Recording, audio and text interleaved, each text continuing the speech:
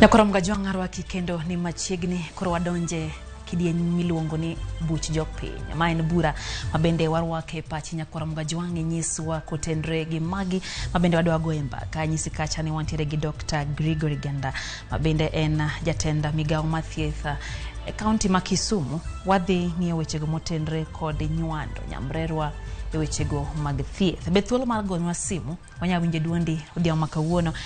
Namba en 011 015 kata 011 01 50092. Anwene dichiel 011 015 chikario hero entire kanye wang jowi mar nyakorom gajwang. Be thuolo mar chwalo duondi ipenje kopo ni intiere go kata kamana rwaki ni machiegni daktari. Ero kamano kuom loso thuolo kendo go kodwa mbake chenro ni maro yimore ma en buch piny. Ero kamano. Wadwa go mbake weche mag thuolo mar nyamrerwa.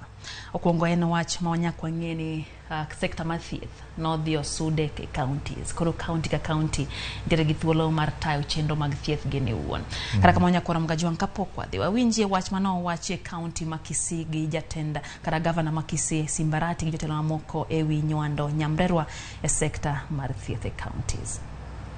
Ng'eny ji paro ni nyimreche okusomo. An diploma holder mar community health and development. To warwako wach mar sirikal mamalo medowa omenda. Warwake ahinya.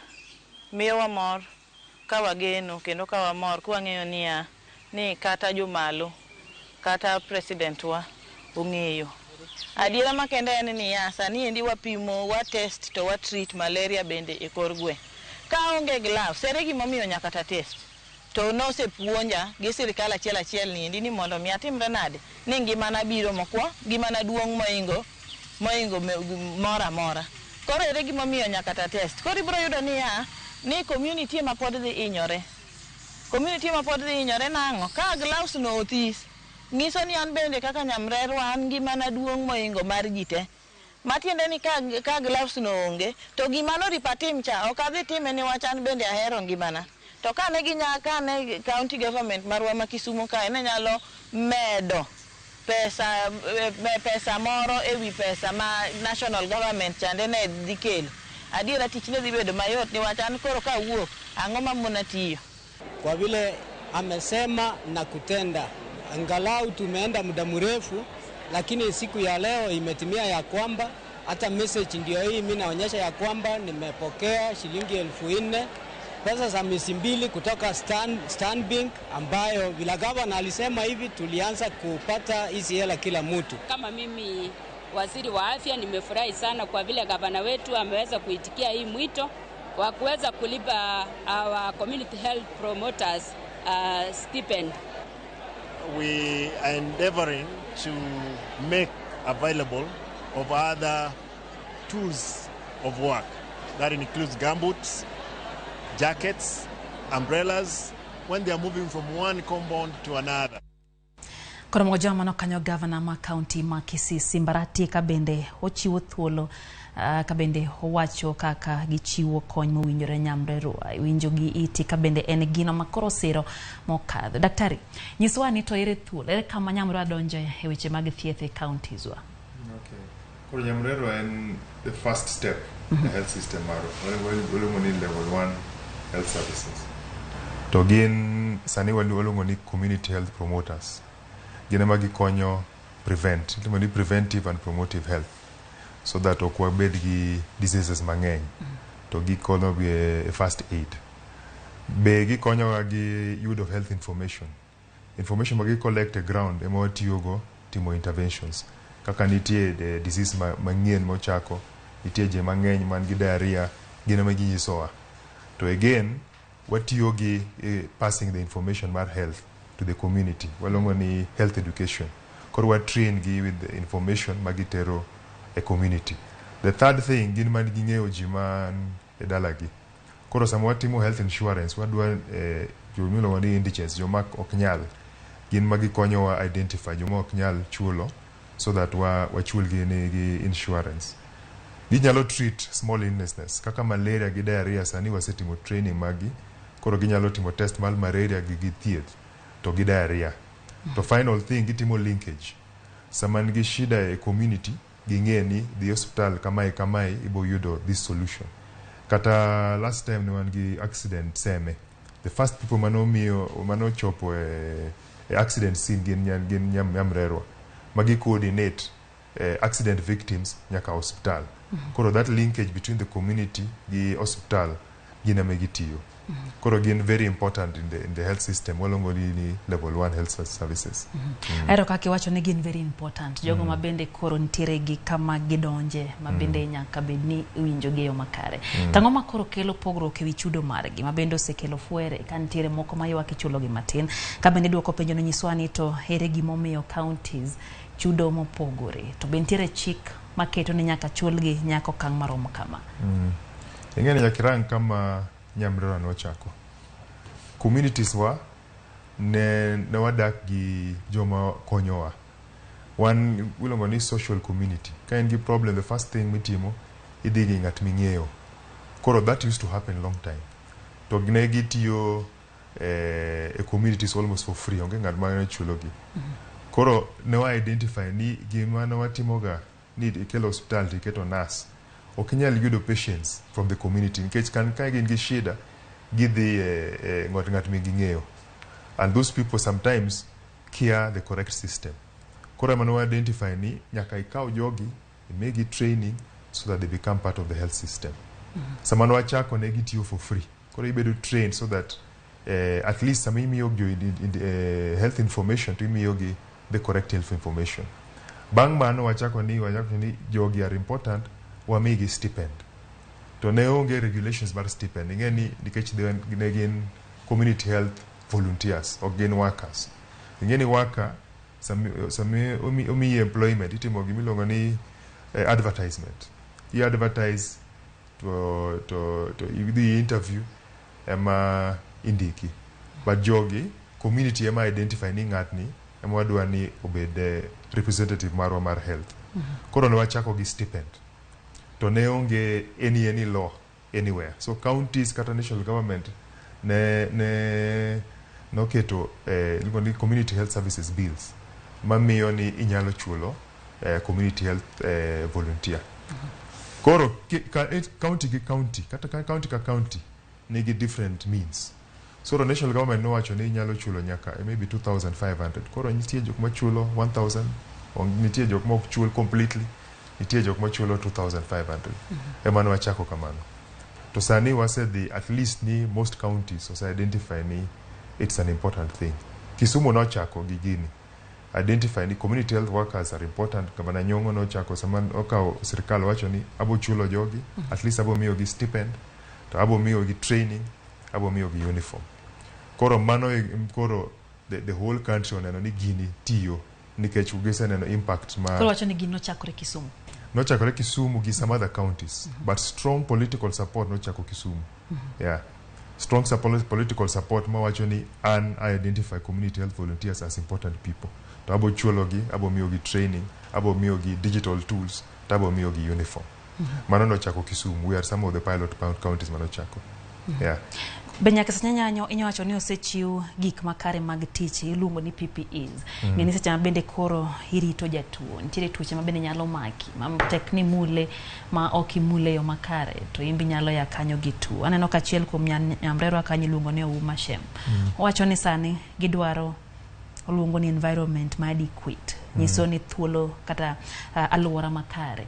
Ochiwne gik machalo mask, gik machalo gloves, maginyalo tiyo. Bende paro ni osegoyo kang kata tuwa makare, muone jogi ntiere garita maber seche mabende gitiyo. Be uchiwo gigo mabende ginyalitore godo seche mabende gitimo thieth. Yes, ngeni no wachako gi train. Okinyal miyo ngat mora tools kapok otimo training. Koro wachako gi training. Kicheko training mar 2 weeks be was certified ni you can now treat MMOME tools. Koro nitie katika Kisumu watasetimo almost 80%. Nisie jok mapok wa train. Koro kwa nyil mi trained ni gi yath mar malaria gi toolkits kapok ibedo trained. Koro that is where the discrepancy comes in. To jo sebedo trained yudo supplies magi at the nearest health facility. To ing'e ni nitie problem mar health financing mabu wuoyo bang'e in the whole country. Ok en gima nyien. Gima wamchuo for primary health care ok rom. Koro we are trying different things. How do we get enough money manyalo sustain the system mar community gi primary health system in the whole country? Mano is the conversation wango sani. Motio gi either wadigi insurance or team government funding or med tax. Mano is a different topic by itself. Yeah.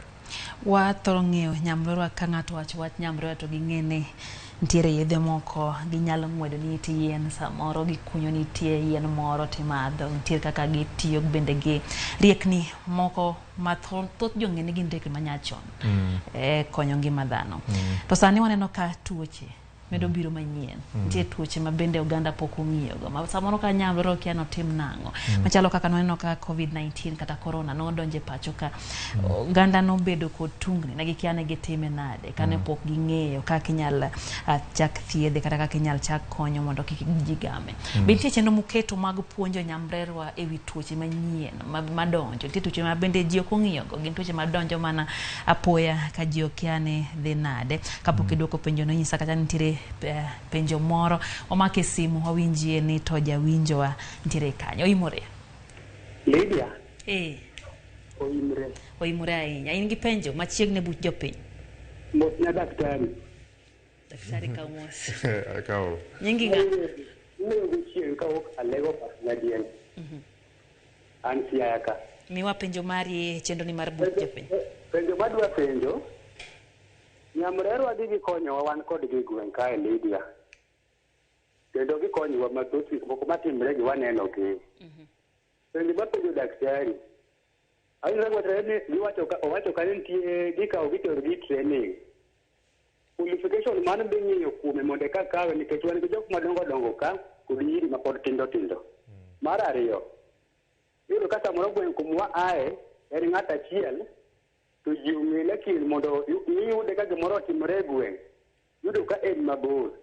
Ikap location achiel onego bed ni gibedi kanya ji ma kaka poni gimoro atimore kacha yot mamuro ka ng'ane ni aonge tiyudo ng'at machielo mondo kony ji manyalo timore kanyono Lydia. Erokamano muchieng' kan kapnyagi adok siaya. Erokamano ahinya Ochieng' kuom penjo mari. Nyakoro Mgajwang' aneno ka simu moro kendo ntiere kanyo iluongo no Ochieng' bende kayara rieda ntiere gi penjo kanyo. Ochieng' machiegni chenro ni maro Oimore wantiere buch jopiny nyiswa ni to intiere koda penjo mane? Erokamano ma Ochieng' yako jako kise. Koro gima dwa penjo daktari ne ang'o momiyo counties moko pod ok chul pok obedo gi paro mar chulo nyamrerwa to nyamreche gi tiyo matek kabisa. Counties mang'eny iyudo ka ok chul gi nitie mana achiel sana sana e Luo Nyanza wakoni nitie mana achiel machalo Kisumu machulo nyamreche. Penjo mar ariyo ang'o pek osebedo kabisa e weche mag thieth kane health obedo devolve. Ang'o momono duoko weche mag health e national government ma Ochieng' jako kise. Erokamano ahinya Ochieng' jako kise ka ntiere kaunti ma Siaya mano kanyo rarieda. Daktari winjo.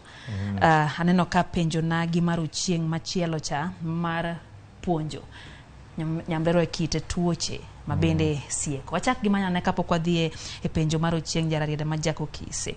Dwokwa ni to bende ntiere thuolo mochiwo mago mag chiwo puonjruok ewi kit tuoche masieko ma samoro oganda okia notim nang'o.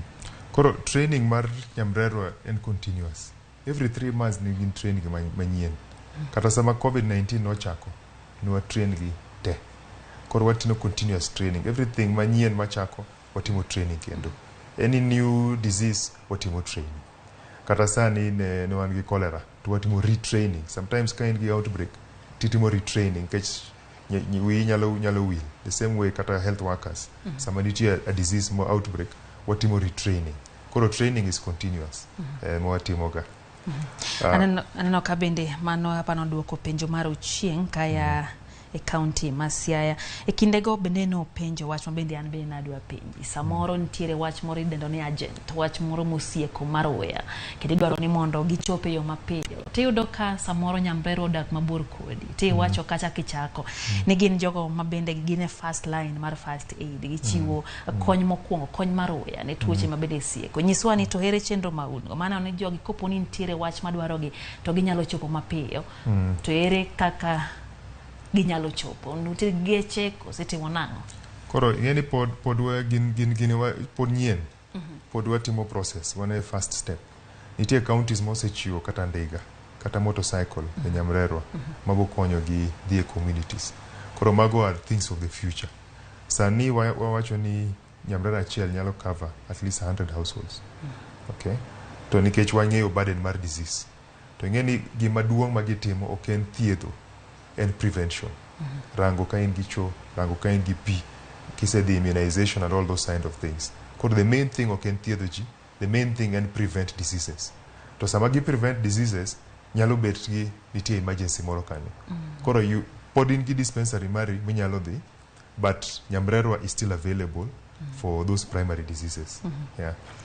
Jako kisebene nigi penjo kanyo owacho gimomiyo ok chula jomoko apani mano penjo mise duoko kata kamano nyise kotenre kod wach mar duoko sector mar thieth. Okay, no penjo be level mar education ma wakawo. To sani nyamrerwa wanyalo kawo nyaka standard 8.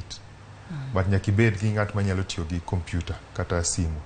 Nikech sani wadhi digital. Koro kionge education to kinyal tiyo gi computer. Ok nyal tiyo. Koro nyaka bed ni ng'etiyo gi computer. To nyalo wuoyo English gi Kiswahili, at least languages.